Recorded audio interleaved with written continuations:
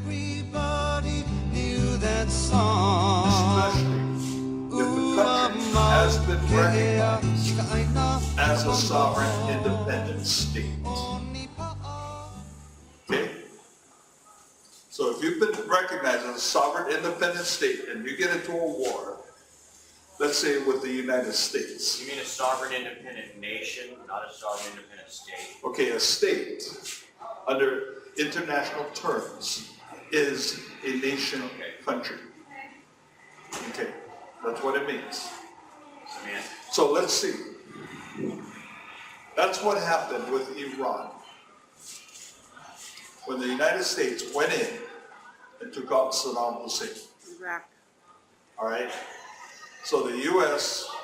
under George G.W. Bush claimed that Iran had weapons of mass destruction.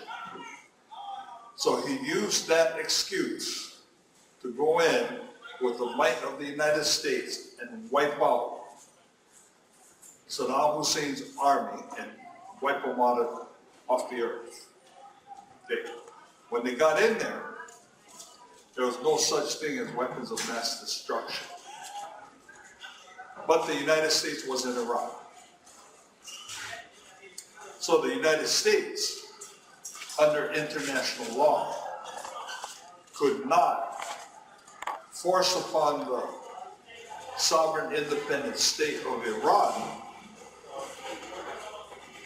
to use United States law in Iran. Under international law, the United States had to use Iranian law, or Iraqi law, in order for them to continue the government. Okay? And so they had to use a general from the United States to regroup and bring the government back, even though they wiped out Saddam Hussein's government under international law. Okay? So, cessions means a treaty of annexation, whether it's voluntary cessions, whether a country voluntarily, by treaty, transfers that country over to another, or prior to international law coming into play, an involuntary cession when you had the biggest bully beating up on the smallest guy and declaring it theirs. That was considered cessions. And so that was considered annexation. Okay? State the international change.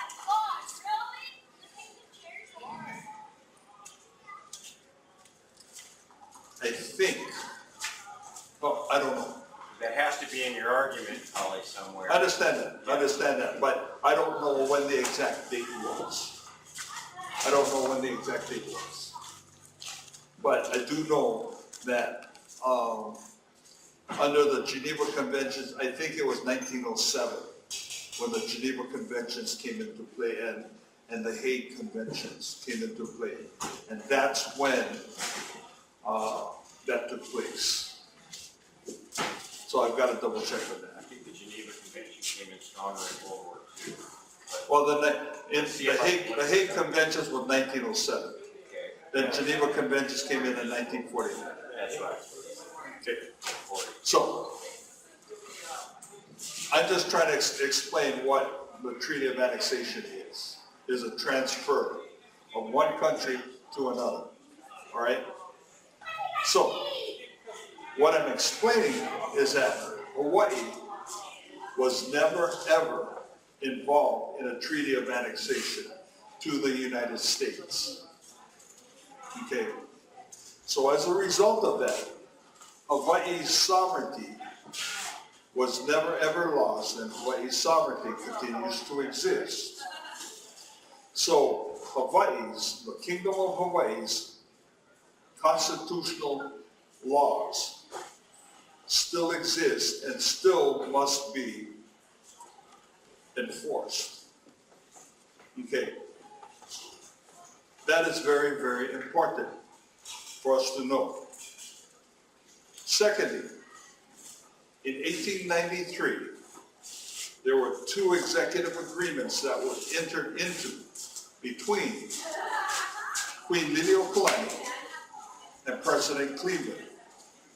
Those executive agreements are binding upon both countries, the Kingdom of Hawaii and the United States. And the only way that those two executive agreements can be done away with is by the agreement of the two countries. So Congress cannot repeal those executive agreements. It can only be done by the two executives of the countries. So the President of the United States and the Queen of the Hawaiian Kingdom are the only ones that can repeal those executive agreements. So today, the executive agreements are still in force and enforceable. So it binds the President of the United States to follow through with the executive agreements. So we're now applying those executive agreements in the courts. All right.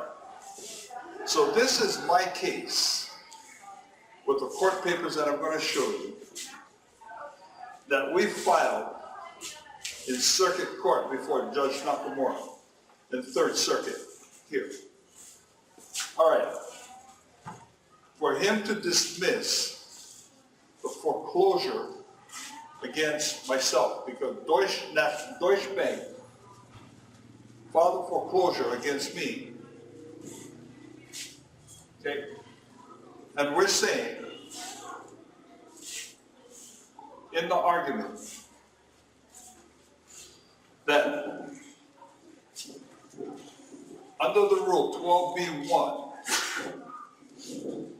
that the court has no jurisdiction in this matter. Okay? How about title insurance first? Why you were No. We're going to talk about this first. That the court, because of the Treaty of Annexation, all right, has no jurisdiction in this matter. Because the United States cannot exist. The courts, the laws of the United States cannot be here. Because the Hawaiian Kingdom constitutional laws exist. So in the court, we filed a 12b-1 rule. Subject matter jurisdiction. They do not have jurisdiction in this matter. We did not argue whether or not I paid my loan. That's not the issue. Okay? Whether or not I paid my monthly payment. The issue is whether or not the court is legal in Hawaii. That's the issue. Okay? So in the papers, we provide the evidence. We said,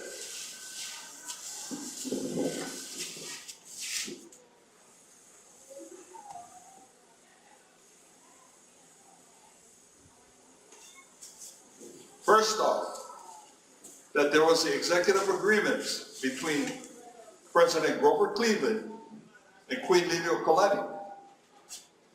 The first agreement is the Liliuokalani assignment that mandates the president to administer Hawaiian Kingdom law. Okay, the President of the United States. So Hawaiian Kingdom law needs to be administered here throughout the Hawaiian Kingdom. This is not, quote, the state of Hawaii under the United States. And secondly,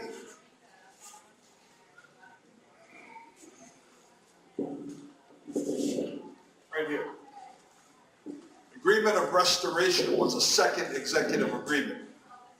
Was that the President of the United States, Robert Cleveland, agreed to restore the Hawaiian Kingdom government back.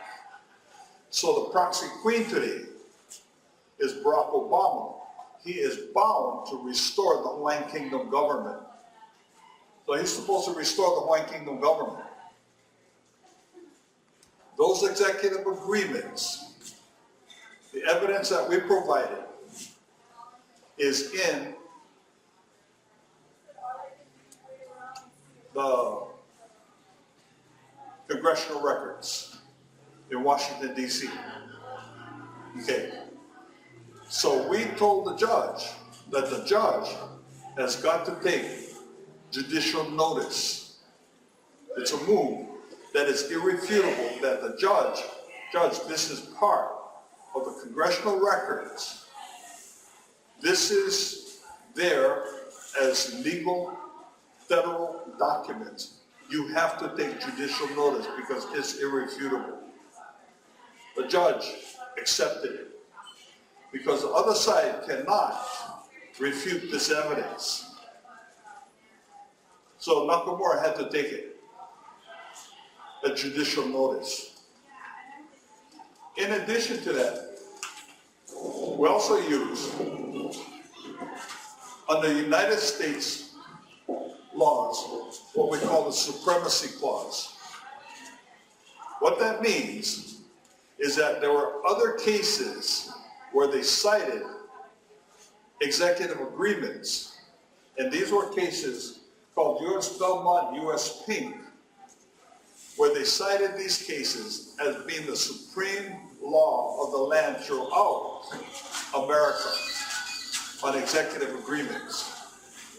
So they supersede all other laws throughout America, all federal laws, all state laws, and all county laws.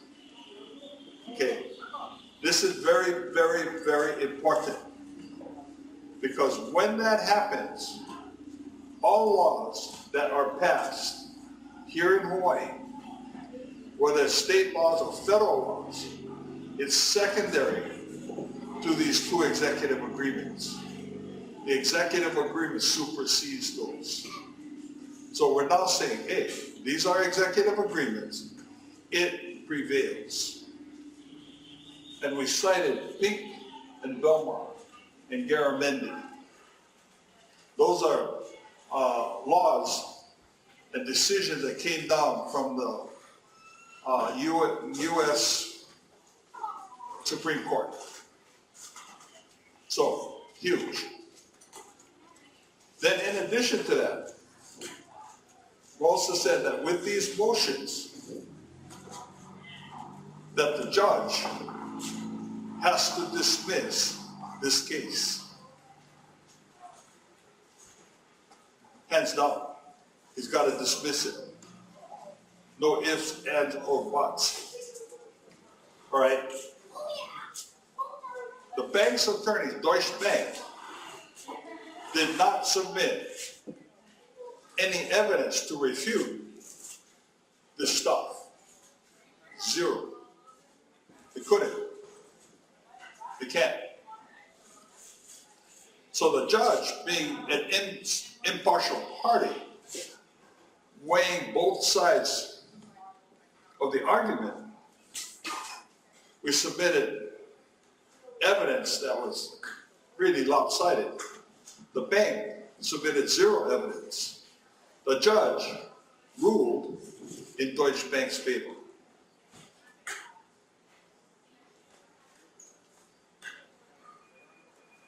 Okay. The judge committed a war crime on providing an unlawful trial under the War Crimes Act. So we sent off a complaint to the International Criminal Courts against the judge, Deutsche Bank, and the bank's attorneys. Okay. This is huge. Then that's why you saw the video of the sheriff showing up at my house trying to enforce the eviction notice. And that's why you saw me reacting the way I did. I don't know if we can show it. Okay. Okay, now, you can play this other. That leads us up to this other video. Taking that information, we're using the same arguments now. Okay. No treaty of annexation, executive agreements. And we did that this past week with Nancy, myself, and Attorney Dexter Kayama when we went to the BLNR, Board of Land and Natural Resources Board, last week in regards to the issue of Mauna Kea. Same arguments we're using, that the Board of Land and Natural Resources has no jurisdiction. Why? They're a state agency. And yet they are now negotiating a huge long-term lease with University of Hawaii in regards to telescopes from other countries, and they want to put the telescopes up at Mauna Kea.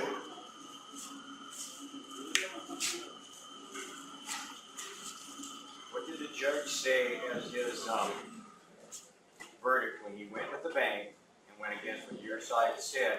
He had to give a reason why he supposedly legally went with the bank and legally went against your side. The judge gave no reason. What did he advocate or say as a judge? No reason.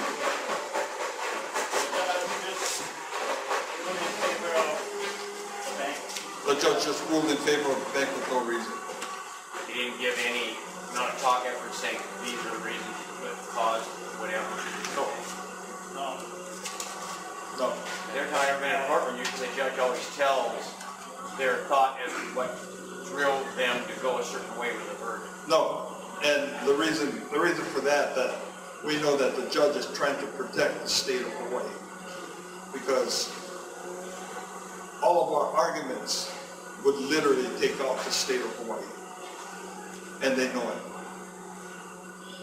So they try to say as little as possible to prevent them from digging a deeper hole and hanging themselves. It's crazy. You don't have the bank's money to put up the... Okay, now, what Nancy was also alluding to the fact that we also, prior to going to court, in the lower court, the district court, we were able to show that there's a defect in title. And the district court agreed with us in Judge Freitas's court with the defect in title, and that the bank should be filing with the title insurance company a claim to pay themselves off. When we got to the next higher court, which was the circuit court judge went with the bank to foreclose on us because it's too much of a risk for the state of Hawaii with what the lower court did. It's crazy.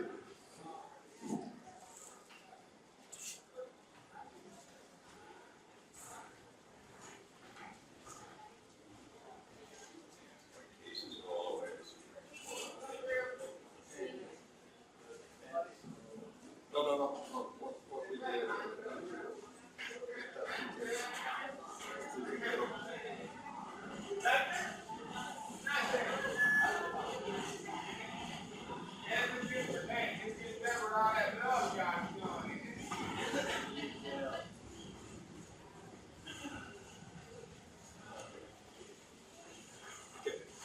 Okay, watch this video.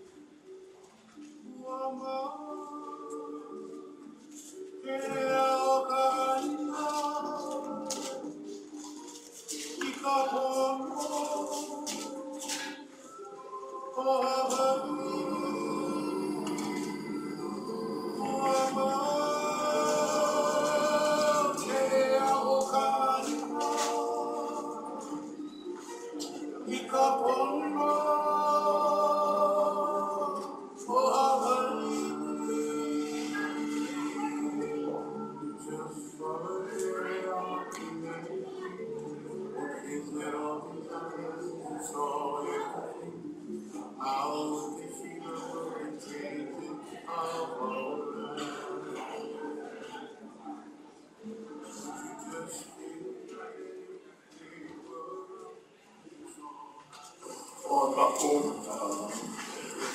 name is Kale Gumapac, and I represent the council of the island of Hawaii. And this is actually our attorney that represents us, and Nancy Rowe, who is also a member of the council of Hawaii. I submitted written testimony to the board, as well as Nancy Monroe, and I'm going to deviate from my testimony later. It's important that we lay the foundation of information to the board in regards to the mutual cancellation of the general lease for UH of Kale. And in the foundation that we're going to lay, it's important that we provide information of correct terminology, because I am a Hawaiian Kingdom subject, and I am finally learning my political genealogy as to what happened. There was never a treaty of annexation, and so now we need to correct some terminology. First off, ceded lands. Ceded lands continues to perpetuate the lie of what actually took place. Because when we take a look at what cessions is, when you look at cessions, it means that you have a country that legally transferred itself over to another country. There has to be a treaty of annexation that took place. So what happened to the Hawaiian Kingdom? Was there a treaty of annexation that took place that legally transferred itself over to the United States? That never happened. There were two attempts that were made in 1893 and the second attempt in 1897. Both attempts failed.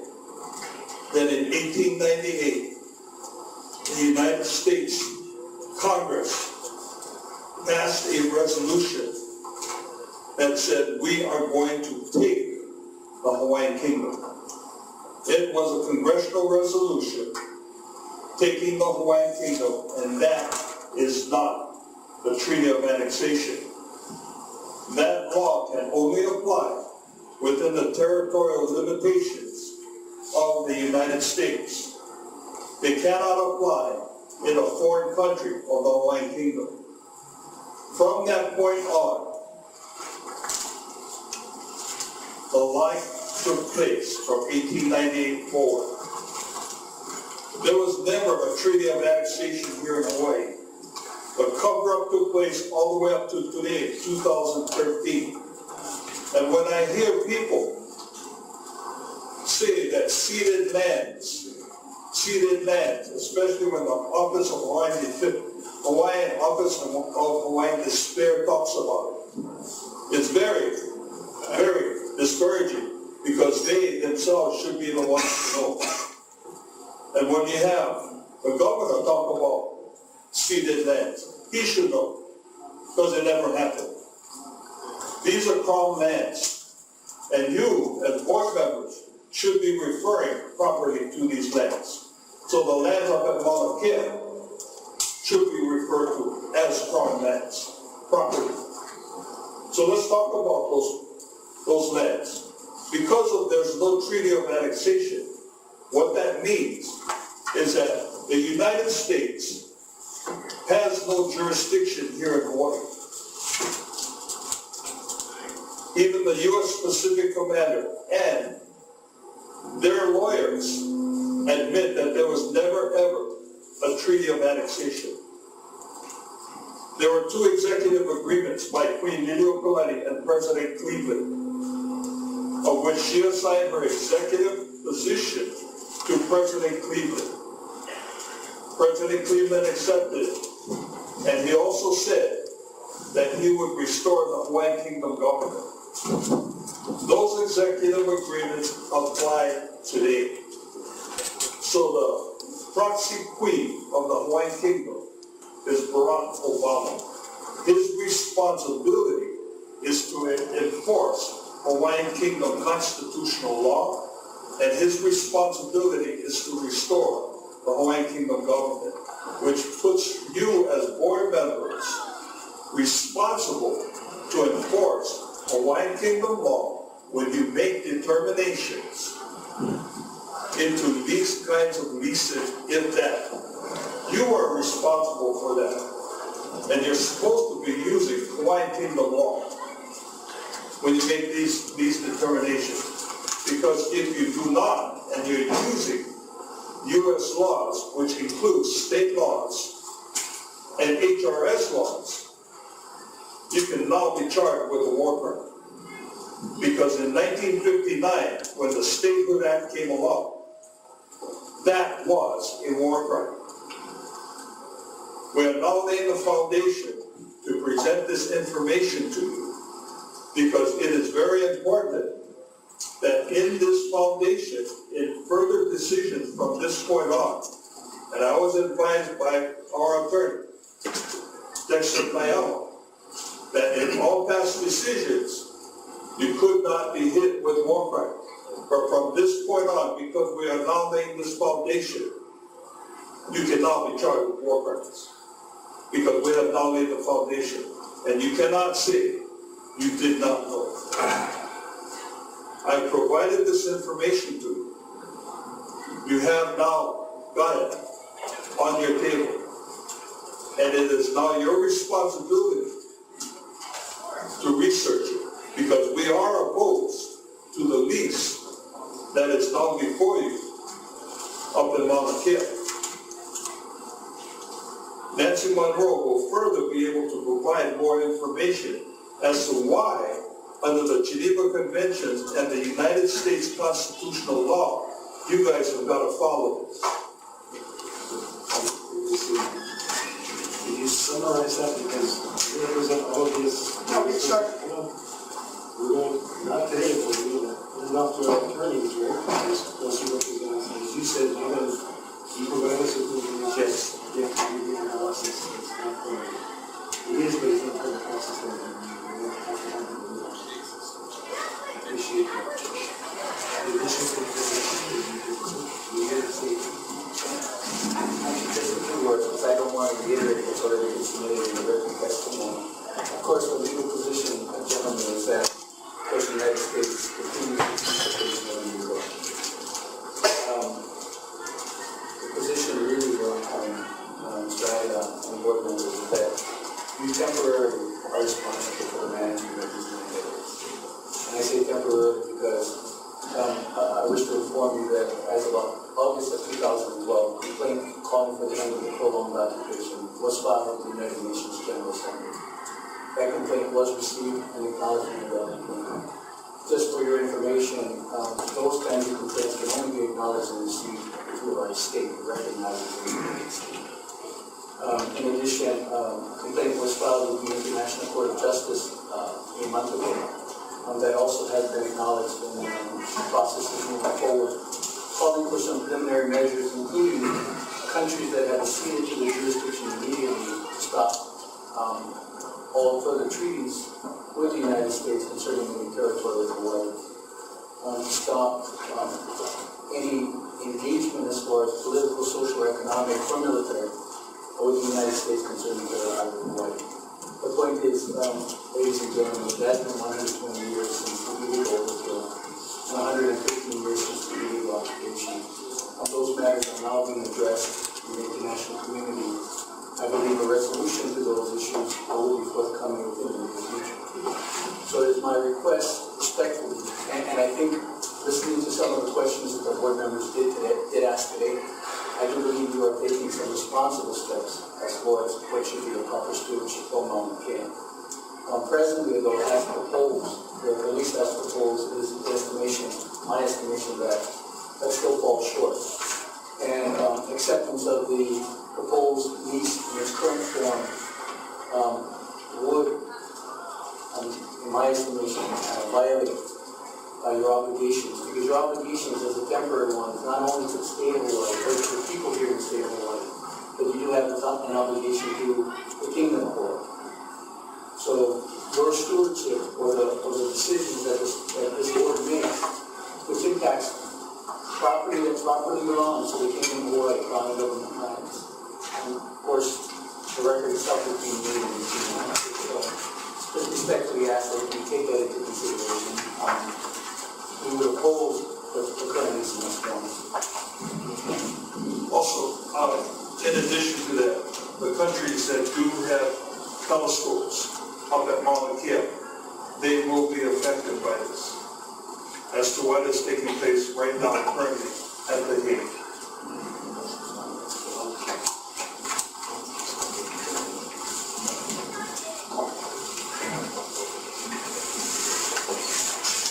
I'm Nancy Monroe, and I'm also with Kanaka Council, local Kale. And I know I am part of the illegal occupation. I came here to go to the university. I can't say I'm a Hawaiian Kingdom subject, but I want to be in line the first day I can take the oath. And so just legal factual information, the state of Hawaii, nor this board, has legal title to the land on Mauna Kea, and has no legal authority to grant it. The United States is a high contracting party to the Geneva Conventions, and thus is in violation of its own criminal code, which requires that the laws agreed to in the 1949 Geneva Convention 4 be written into U.S. constitutional law under U.S. Code Title 18, Section 2441, the War Crimes Act, which directly incorporates several provisions of international treaties governing the laws of war into the U.S. Federal Criminal Code. An armed conflict is not a requisite of application of war crimes when a state, meaning a country, is under military occupation, which Hawaii is. The Kingdom of Hawaii has been under military occupation by the United States of America in violation of neutrality treaties since August 12, 1898, during the Spanish-American War. And according to U.S. Field Manual 27-10, Chapter 6, Item 358, occupation does not transfer sovereignty. Thus, the sovereignty of the Hawaiian Kingdom remains intact. The United States has committed a grave breach of the Geneva Convention 1949 under U.S. Field Manual 27-10, Chapter 10, Item 502, by extensive destruction and appropriation of property not justified by military necessity and carried out unlawfully and wantonly in allowing construction of roads, facilities, and telescopes at Mauna Kea. I am opposed to the proposed mutual cancellation of the general lease and issuance of a new direct lease to UH for the Mauna Kea Science Reserve and Halekoahu mid-level facilities. The entire existing general lease must be canceled completely to halt any further appropriation of property in violation of both U.S. law and international law. Further decisions made by this board and its members to the lease extension at Mauna Kea will be considered another commission of a war crime and will be reported to the International Criminal Court for investigation and prosecution. Please take care that you are not subject to international arrest when you make your decisions. Thank you. And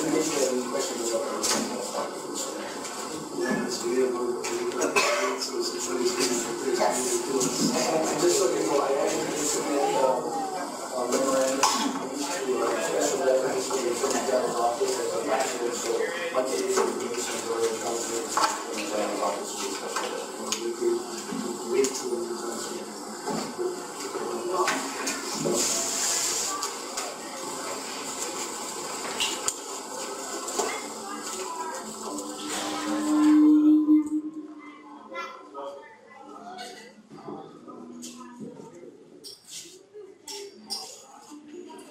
I'd like to also thank Junior Piliho because he did the editing on this video. He did an awesome job.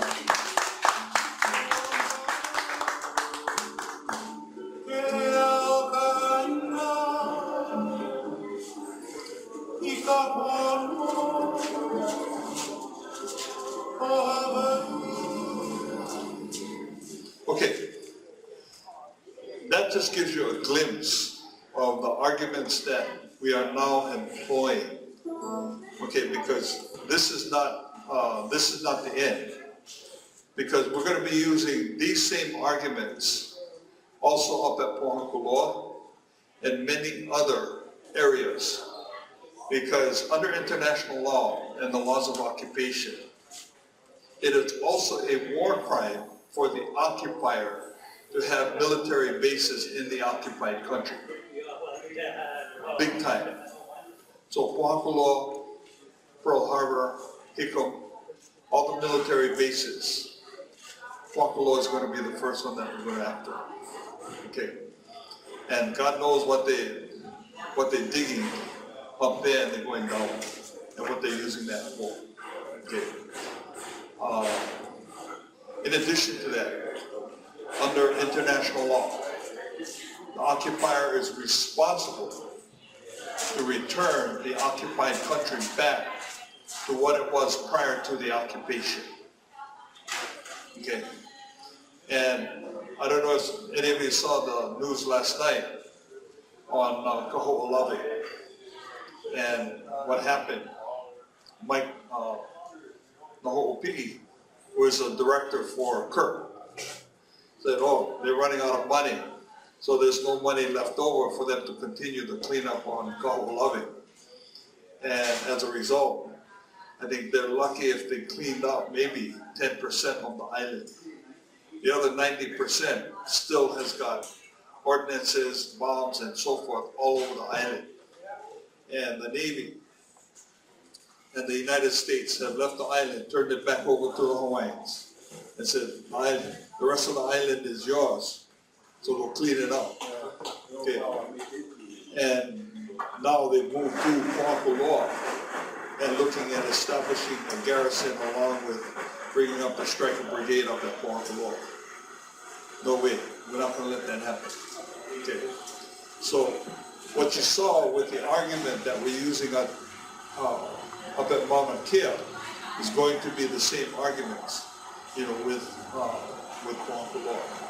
So it's important that we try to get people here educated so that they understand what's going on. Rather than hear it from the media and hear it from, by word of mouth and not understand what's taking place. Because in meetings like this, where we're able to explain it, you can ask questions, and we're able to answer it, well, you get the clear answer, from us as to what's taking place. And then we have Dr. Keanu Sai up at The Hague at the International Court of Justice, and in Switzerland with all the diplomats that is making the move and getting other countries now, not necessarily to support the Kingdom of Hawaii, but getting them to now understand and comply with the treaties that now exist between the Hawaiian Kingdom and their country. And this is why the existing treaties between the 173 countries is so very important with what's taking place. And I am telling people that a huge, massive tidal wave has hit Hawaii, and people do not even know that it's hit. It's here. It's here. And people don't even know it's here. And this is the tidal wave that you guys just saw that's taking place. And the officials from the Board of Land and Natural Resources, when we gave testimony, their jaws just dropped. And they had a Deputy Attorney General sitting at the table, and she didn't know how to react. Because the AG's office, I'll give you an example, really blew it on March 4th of this year. Because the International Criminal Courts took jurisdiction over all of Hawaii. Okay. See, nobody heard that. Nobody understands what that means. Because an accession was made by the acting Hawaiian Kingdom government to accede to the International Criminal Court for them to now take jurisdiction over all the islands. ICC in The Hague accepted. Okay. The AG's office found out about it. They panicked. And what they did was they ordered a lockdown on all of the courts and judges and had the sheriffs on all the islands assigned to all the judges to protect the judges. Because the AG's office thought the ICC was coming in to arrest the judges and the governor. Okay. Attorney General. And the Attorney General does not understand international law, nor does the Attorney General understand the International Criminal Court. And so when this did not happen, it made the Attorney General look like one fool. So a few days later, guess who he calls? Dr. Kale Gumapac. Can we meet? So he meets with Kale. What happened? Then from that point on, now the Attorney General is telling the sheriffs that everything that Dr. Sai is doing, that Laulima is doing, all this stuff is all BS because it made him look like a fool, what he did. It's because he doesn't understand international law. When the ICC accepted to take jurisdiction over the Hawaiian Kingdom. Okay, it's crazy what's taking place. So now we're sending to the ICC, when there are judges or individuals that commit war crimes, we're sending complaints to the ICC for them to start an investigation, and when they have enough evidence, they will now make the arrests and then put them on trial. But the occupier, who is the United States, is responsible to put them on trial, arrest, put them on trial, and then imprison them. Because the United States is a high contracting party also, and they're responsible for them. So it's a real twist and turn with what is taking place. And the Attorney General's office in Honolulu had no clue what this is all about.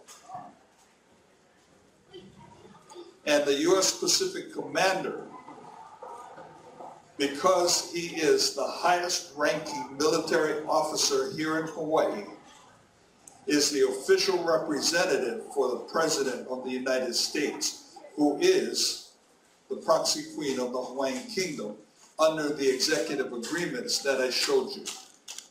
So Rear Admiral Locklear is responsible to restore the Hawaiian Kingdom legislature and government once Barack Obama orders that to happen.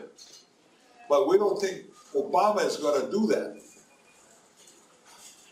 Why? Because if Obama does that, then Obama cannot be president. That's because Obama, with his birth certificate, would be born in a foreign country, which is the Hawaiian Kingdom. But he's in his second session and not allowed to go past that, so he could do that during the session.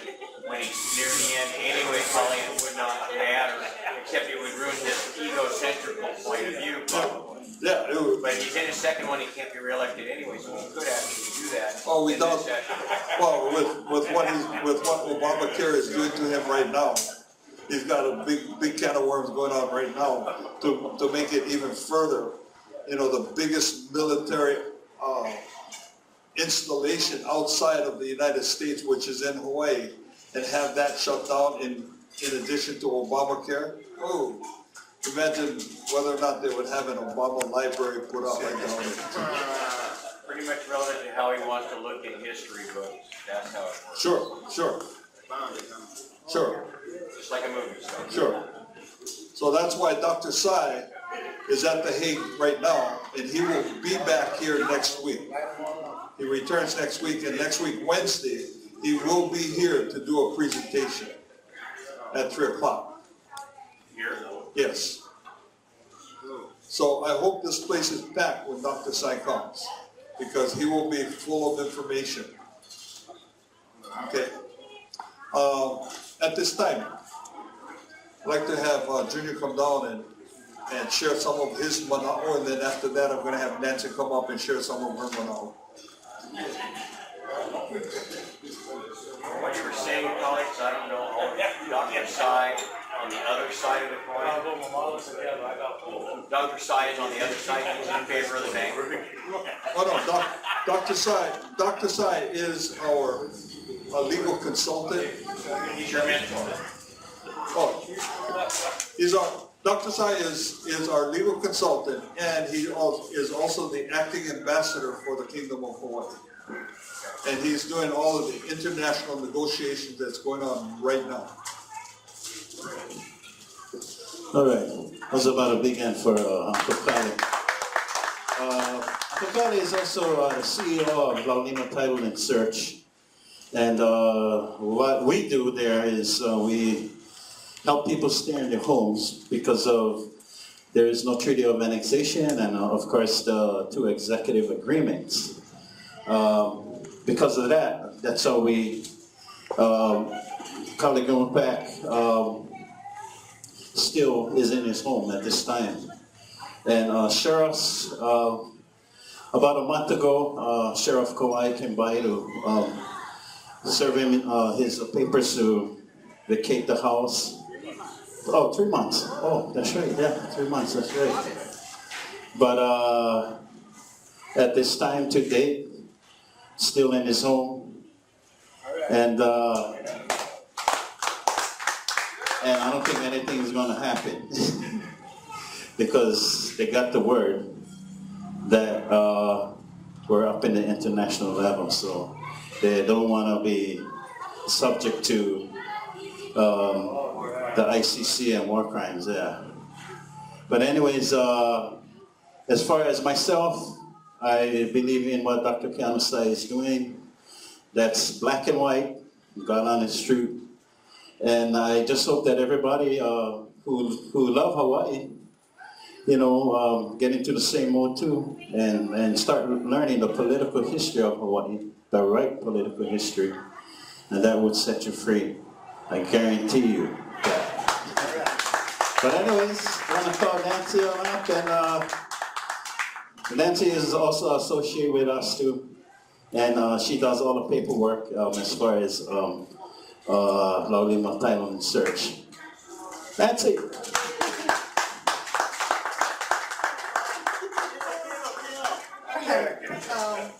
That's after you talk, I was joking. Well, what Laulima does is show that there's defect in title. And all property in Hawaii, the titles are defective, residential and commercial. Because under Hawaiian Kingdom constitutional law, the notary has to be a Hawaiian Kingdom subject. And since 1893, that has not been the case. Criminals took over. The 30 insurgents, Sanford Dole, Lauren Thurston, and the others, were conveying titles. And they were criminals that committed treason and actually were subject to the death penalty. And the restoration agreement that Kale referred to between the president and the queen was for her to be restored to the throne and give them amnesty. That never happened. She was never restored. The criminals were still in charge. And everything from that day on makes whatever the U.S. does in Hawaii illegal and invalid. And this is black and white. And because of the Freedom of Information Act of 1969, all these records became public. I don't believe anybody else dug up this information before Dr. Sai did. And he's investigated the congressional records and pulled up all these documents. And when you read things from 1894 Right now I'm reading the President's message to Congress concerning Hawaii, and it just blows my mind. I had no idea. I came here in '76 for college, had Hawaiian language classes down at UH Hilo, Hawaiian ethnobotany, all this stuff. Nobody ever talked about what happened at the overthrow. I never really knew till about 3.5 years ago. And when I learned the Queen was supposed to have been restored, I couldn't believe it. I'm like, what? And I checked it out, and I learned about Dr. Tsai, and it really, I have to say, it changed my life, knowing that. And so what we do at Laulima is put together insurance claims package, because when you borrow money from the bank to buy property, you have to have title insurance to protect the bank. And that title insurance, once you prove your defect in title, should pay off what you owe to the bank. And so that's what we do, is claims packages. And so far, like Kali said, the judges are finding in favor of the bank. They're saying, well, Hawaii's been a state since 1959, the courts have jurisdiction. We're going to turn all that over soon with the work Dr. Tsai is doing, and we have been persistent and consistent in our arguments. And we know that the day is coming, it's on the horizon. It's like a lava flow. You cannot stop the lava. So the lava flow is coming, and the judges are, getting forced to the edge of the cliff. They're gonna get running. And they're gonna have to jump or burn, and it's happening. Hey, us guys got shocks. We were waiting for them.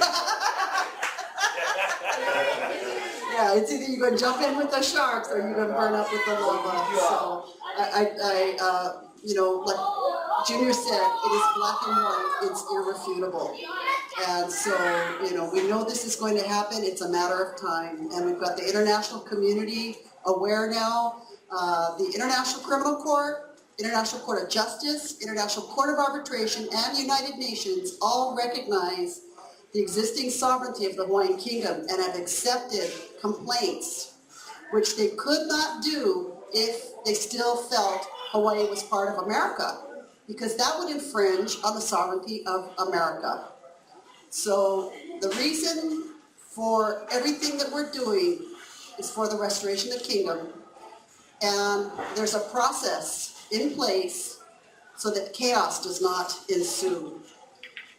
The people that work for the state of Hawaii, they're not going to lose their jobs. We all know somebody that works for the state, but instead of working for the state, they're going to get a new boss, and that'll be the Hawaiian Kingdom. Everything will revert back to the way it was, but just a new boss. What about shipping? Oh, the Jones Act right now. The Jones Act requires that all foreign goods that are brought into Hawaii come in from the West Coast. We cannot accept ships from China or Japan or Australia or anywhere else in the world. It has to come from the West Coast. We send empty Matson containers up to bring goods back from other nations that could easily have dropped them here at a cheaper rate. But we're paying those higher shipping costs to protect Matson and Pasha and whatever other Horizon Line, CSX that is shipping to Hawaii. So shipping would go down. Hawaiian Kingdom Constitution income tax is 2%. As Americans, we're supporting so many other countries that hate America. Billions of dollars. I pay taxes. I'm still an American citizen. Like I said in the video, I want to be in line the first day. Well, I cannot help. Yeah. But anyway, I'm just happy to do my small part to help with the restoration because I believe it's the right thing. I'm doing it for the Queen.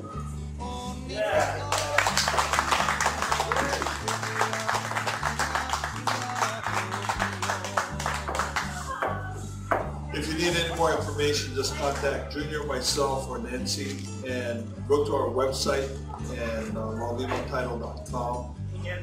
Or you can go to Dr. Kale Tsai's blog, hawaiiankingdom.org/blog. And we're going to be here throughout the evening, and actually we play music, Junior, myself, along with Herbie and the guys at Have a band. We started to Great music. Wow for joining us, everybody. And don't forget, next week, Dr. Gumapac will be here from 3 to 5, and he will be giving us his update on his trip up to Switzerland and The Hague next week. So I'm really looking forward to it. He has been sending me emails, but I cannot tell you what he said, because it's a secret. We call him all 007, Hawaii 007, but come next week because he's going to tell you everything that's going on. Mahalo for joining us.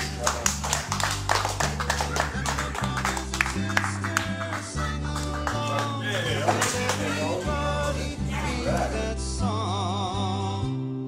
Ua mau ke ea ika aina ika pono. O ni pa'a ua mau ke ea ika aina ina o pio.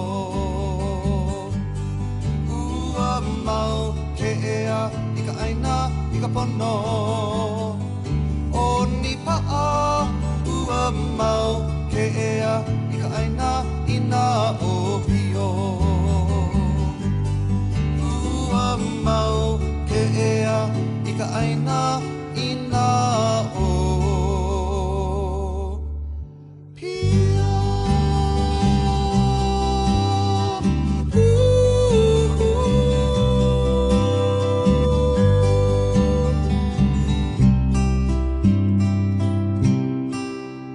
Aloha oe, pua ka ilima.